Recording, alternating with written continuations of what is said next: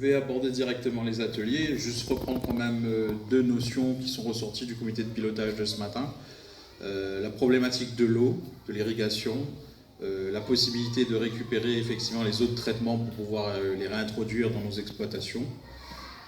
Ça a fait débat ce matin et j'ai noté aussi, puisque c'est des thèmes qui sont revenus, c'est une démarche syntropique pour pouvoir effectivement avoir des cultures qui puissent effectivement être adaptées au milieu et notamment en cas d'adaptation au changement climatique, donc avec moins de besoin d'eau, mais qui puissent être aussi rentables. Donc voilà. Cet après-midi, il y a eu 3 ateliers. Donc le premier atelier portait sur la coopération inter-îles en matière de souveraineté alimentaire. Ce matin, excusez-moi. Oui, fin de matinée, pardon. Donc la coopération inter-îles, confrontée exclusivement à des difficultés de logistique, de transport aérien, maritime, avec l'absence régulière de lignes aériennes et fluviales, donc c'est ce qui est ressorti des échanges. Donc une réalité à prendre en compte pour le développement des échanges, c'est qu'il doit être surtout humain, populaire et complémentaire, et doit faire l'affaire de la population et des peuples de la société civile. Alors cette autonomie alimentaire, elle doit être vue sous l'angle régional, parce que nous ne pouvons plus être à une échelle individuelle. Par contre, nous pouvons nous entraider dans la zone océan Indien. Exemple, une coopération autour du riz avec Madagascar. C'est des éléments qui sont remontés dans plusieurs ateliers sur les 3 journées. Dans les secteurs où nous ne pouvons pas produire quand nous n'avons pas les conditions, c'est là que la coopération doit se développer. Ça, c'est une notion forte qui est ressortie dans pas mal d'ateliers aussi, de dire que la faiblesse des uns fait la force des autres et que c'est justement dans le cadre de la coopération inter-îles qu'on peut répondre à ces problématiques-là et valoriser les forces de chacun. Donc Donc cela devient une notion de, ça devient aussi une problématique de sécurité alimentaire, car nous luttons aussi contre le réchauffement climatique. Et la coopération est importante, notamment sur 4 points. Donc c'est les axes qui ressortent des échanges. Ça a été évoqué déjà, mais bon, je le redis quand même, puisque c'est important. La recherche et le développement, qui sont communs à toute la zone océan Indien. Le deuxième point, c'est la formation, puisque sans connaissance, nous ne pouvons pas avancer. Ce sont les agriculteurs actuels qui doivent faire face à ces enjeux, et la transmission des activités est problématique. Il faut arrêter de dire que l'agriculture est difficile et que nous ne gagnons pas notre vie. Le troisième point, c'est aussi un point qui est revenu très souvent, donc produire plus et mieux, alors qu'on a beaucoup de produits qui rentrent sur le territoire, et là on parle effectivement des aspects phytosanitaires, puisque le niveau des règles phytosanitaires et de l'appréciation et des dispositifs ne sont pas les mêmes entre toutes les îles. Donc comment effectivement faire en sorte de travailler conjointement ensemble et d'avoir le même niveau d'approche pour que les échanges puissent se faire. Quatrième point aussi, c'est les échanges humains, donc toujours l'humain au cœur de ces échanges, avec l'importance de s'associer entre les îles et d'arriver à lever les freins pour la circulation des marchandises dans la zone. Donc ça, c'est aussi quelque chose qui est revenu très fortement, de se dire comment pouvons-nous nous mettre ensemble autour de la table et travailler, peut-être dans un esprit d'expérimentation, de prototypage, de démonstrateur, pour effectivement voir à faire changer les normes. Parce que les normes phytosanitaires, les normes de transport, les normes de production, est-ce qu'il n'y a pas possibilité de... C'est des choses qui reviennent aussi très souvent dans nos échanges avec les services de la DAF, puisqu'il y a bien une adaptation des cahiers des charges nationales au niveau local, notamment quand on parlait de produits labellisés, puisque notamment on parlait de pêche, pour nos collègues de la zone océan Indien, mais la pêche à La Réunion, on en parle très peu, et pourtant nous sommes une zone de pêche, et on a beaucoup de mal à trouver des poissons labellisés pour nos cantines. Donc voilà, les propositions qui sont ressorties de cet atelier sont au nombre de 5. La première, c'était de s'organiser dans une structure bien précise pour identifier les besoins et mettre en place les actions pratiques. Il me semble que, pour avoir entendu les synthèses de tout à l'heure, c'est quelque chose qui est ressorti déjà. Développer la communication dans toutes les dimensions, donc numérique, humaine, pour la valorisation des produits régionaux. Et là, je rebondis aussi sur l'intervention du directeur du lycée agricole et horticole de Saint-Joseph, qui nous disait que justement, ils peuvent être maillons ouvriers et force effectivement proactive pour aider les agriculteurs et les apprenants à avoir une approche numérique de l'activité agricole pour faciliter l'exploitation agricole dans toutes ses facettes, et notamment dans les nouvelles facettes, puisqu'on parle maintenant du métier d'influenceur pour l'agriculteur, du métier de communicant pour l'agriculteur, notamment. Troisième point, établir des accords inter-îles en tenant compte des périodes de production et des spécificités des territoires. Donc là encore, on parle de complémentarité entre nos îles, et donc complémentarité qui s'appuie aussi sur des cycles de production qui peuvent être différents d'une île à l'autre, et donc qui permettent aussi d'abonder et d'approvisionner sur des volumes qui nous sont nécessaires à chacun. Quatrième point, intégrer dans les documents de planification l'importance de la valeur agronomique des terrains agricoles qui ne peut pas être compensée. Donc là aussi, c'est des choses qui sont importantes parce que quand nous parlons d'accessibilité au foncier, de transmission, de développement, on a toujours les mêmes problématiques entre l'appréciation du foncier avec une valeur agricole, l'appréciation du foncier pour construire un bâtiment d'élevage ou pour développer son activité, et comment effectivement concilier développement, logement, sécurisation de son exploitation, alors qu'effectivement des dérives ont eu lieu par le passé.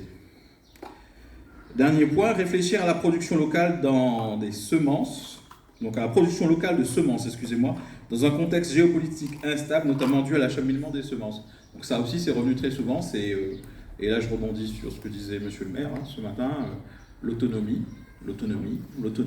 Pourquoi ne sommes-nous pas autonomes sur ces éléments? Le deuxième atelier portait sur la dimension sociale et culturelle de l'alimentation et l'évolution des modèles alimentaires. Alors il y a eu des constats de fait, notamment le changement du modèle alimentaire depuis les années 60-70, un questionnement fort sur la place de la cuisine créole et de sa définition. Alors quand on sait qu'ici, tous les îles indiens se considèrent comme créoles, on a le créole malgache, le créole séchellois, le créole mauricien, le créole réunionnais, le créole maoré, enfin bref, donc ce qui fait notre identité, donc quelle place de cette cuisine dans notre culture aujourd'hui. On parle d'une cuisine de résilience et qui fonctionne sur le plan nutritionnel, excusez-moi, et de possibilités d'innovation tout en respectant la signature créole. Les questionnements qui ont été émis portaient sur la transmission de notre héritage culinaire, donc comment cela est vécu dans les familles et le lien avec les fast-foods notamment. La valorisation dans les écoles hôtelières, comment donner le cap vers l'autonomie alimentaire, qui cuisine dans les foyers et comment s'organiser pour cuisiner, comment la restauration à emporter peut intégrer cette dimension patrimoniale, l'influence des modèles alimentaires sur les jeunes, la place de la santé, la question du lien intergénérationnel et la question de la reconnexion au territoire avec les filières et les canaux de distribution.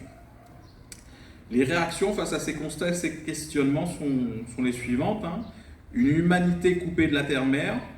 Aujourd'hui, tout est compartimenté, contre auparavant une vision d'ensemble permettant une autonomie.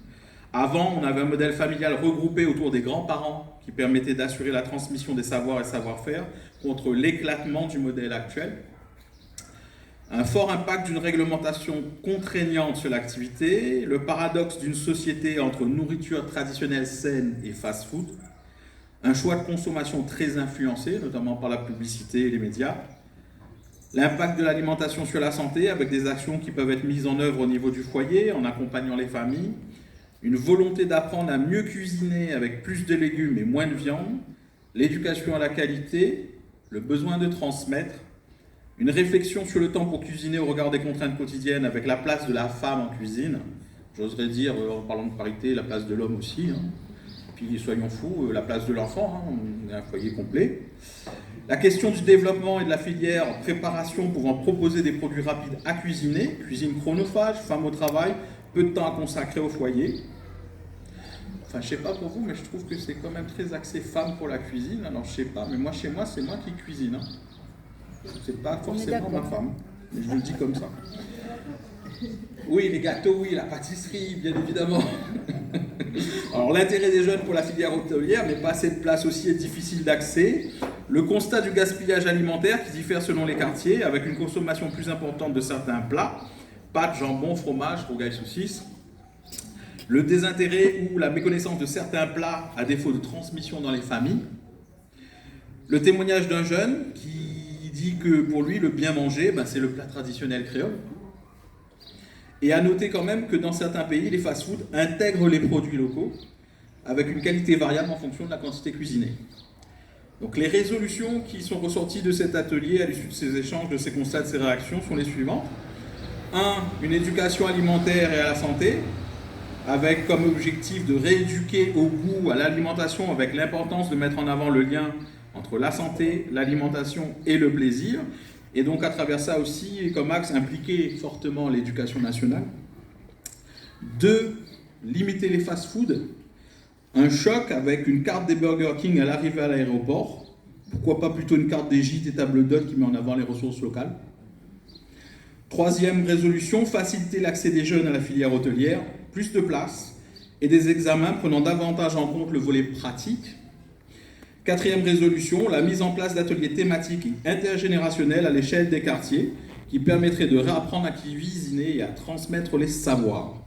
Donc en conclusion, sur cet atelier, ce qui est noté, c'est que la mise en place de ces projets permettrait de renforcer la cohésion sociale, le vivre ensemble, la solidarité, avec une large place laissée au tissu associatif.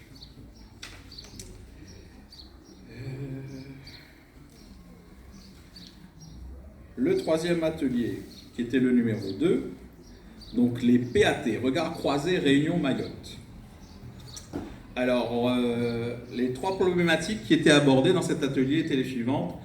Quelle est la gouvernance partagée pour nos PAT? Comment obtenir l'adhésion des agriculteurs, des pêcheurs et des citoyens? Et comment sortir des limites territoriales?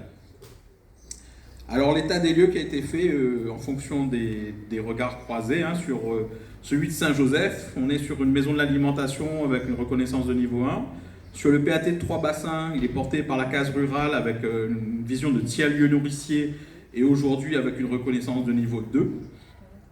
Le PAT des 3 CO à Mayotte avec une mobilisation des citoyens des agriculteurs, celui de la CC Sud avec la place de la pêche qui nous a été présentée dans le PAT.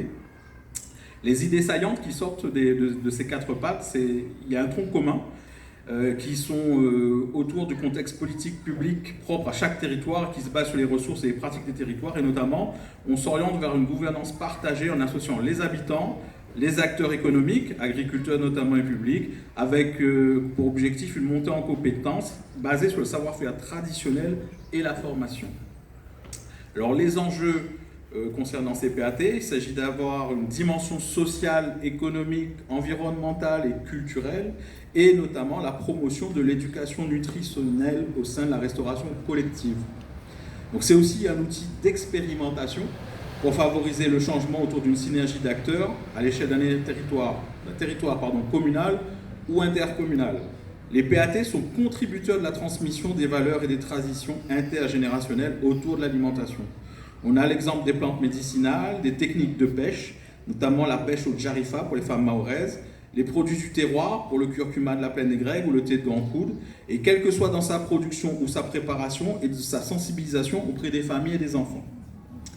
Les contraintes qui ont été identifiées dans le cadre de ces démarches sont les suivantes, notamment les contraintes liées aux réponses aux appels à projets par rapport aux lois en vigueur avec la loi Egalim, les certifications, les schémas d'aménagement. Les contraintes liées à l'accompagnement sur le long terme pour les changements alimentaires des habitants et des techniques de production, puisque c'est des choses qui prennent du temps, qui ne se font pas immédiatement et qui nécessitent beaucoup d'efforts et de persévérance.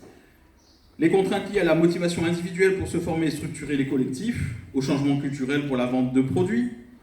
On a eu l'exemple cité de Mayotte aussi qui disait que les pêcheurs qui étaient, on va dire, de façon informelle, s'étaient engagés dans la démarche volontairement avec beaucoup d'efforts sur 4 mois de formation pour pouvoir effectivement être certifiés et pouvoir exercer leur activité de façon normée. Donc les choses peuvent se faire quand on veut le faire. Et on parle aussi des contraintes liées à l'obligation de poser des indicateurs d'évaluation au démarrage de projet et d'analyser les impacts. Ça, c'est des questions qui sont revenues aussi très souvent. On accompagne, on met en place des politiques publiques, on innove, on teste. Mais qu'en est-il de l'évaluation? Qu'en est-il de la mesure d'impact? Est-ce qu'on est capable aujourd'hui de le faire ou pas? Nous, à notre échelle, on en a parlé.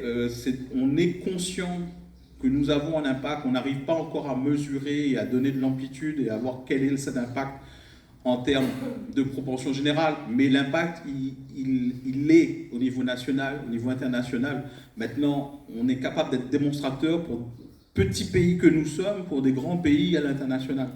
Et il y a des choses que nous pratiquons ici de façon usuelle et habituelle qui nous paraissent communes et qui pourtant sont exceptionnelles pour d'autres.